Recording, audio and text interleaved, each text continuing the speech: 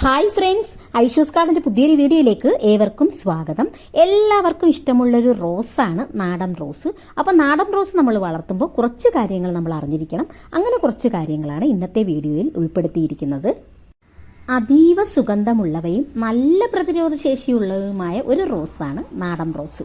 ഇവയ്ക്ക് പരിചരണം കുറച്ച് മതിയെങ്കിലും വർഷം മുഴുവൻ ധാരാളമായി പൂത്തു നിൽക്കുന്ന ഒരു പ്ലാന്റാണിത്. എന്നാലും ഇവയെ നന്നായി വളർത്താൻ ശ്രദ്ധിക്കേണ്ട പ്രധാന കാര്യങ്ങളാണ് താഴെ പറയുന്നത്. അതിലൊന്നാമത്തെ കാര്യം സൂര്യപ്രകാശമാണ്. ദിവസം കുറഞ്ഞത് 5-6 മണിക്കൂറെങ്കിലും നേരിട്ട് വെയിൽ ലഭിക്കുന്ന ഒരു സ്ഥലത്തായിരിക്കണം നമ്മുടെ റോസ് നടേണ്ടത്. രണ്ടാമത്തെ കാര്യം നനയ്ക്കലാണ്.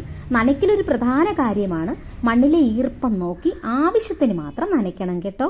വെള്ളം കെട്ടിക്കിടക്കാൻ യാതൊരു കാരണവശാലും അനുവദിക്കരുത്. വെള്ളം കെട്ടിക്കിടന്നാൽ നമ്മുടെ ചെടി അഴുകി പോവാൻ ഇടയുണ്ട്. മൂന്നാമത്തെ കാര്യം പ്രോണിംഗ് ആണ്, അതായത് കമ്പ് കൊതൽ.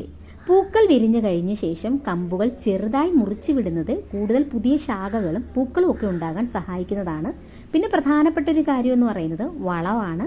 നമ്മൾ വളം കൊടുക്കുമ്പോൾ മണ്ണിനോടൊപ്പം ചാണകപ്പൊടി, കടലപ്പിണ്ണാക്ക് പുളിപ്പിച്ചത്, അല്ലെങ്കിൽ കിച്ചൺ വേസ്റ്റ്, കമ്പോസ്റ്റ് എന്നിവയൊക്കെ നമ്മൾ മാസത്തിലൊരിക്കൽ നമ്മൾ നൽകുന്നത് നല്ലതാണ്. അങ്ങനെ ചെയ്താൽ നമ്മുടെ നാടൻ റോസും ആ പൂക്കൾക്കൊക്കെ നല്ല വലിപ്പവും നല്ല കളറും ഒക്കെ ഉണ്ടാകും.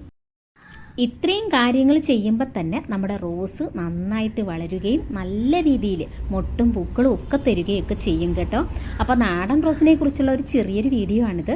അപ്പോൾ ഈ വീഡിയോ ഇഷ്ടമായവർ ലൈക്ക് ചെയ്യാനും സബ്സ്ക്രൈബ് ചെയ്യാനും മറക്കരുതേ.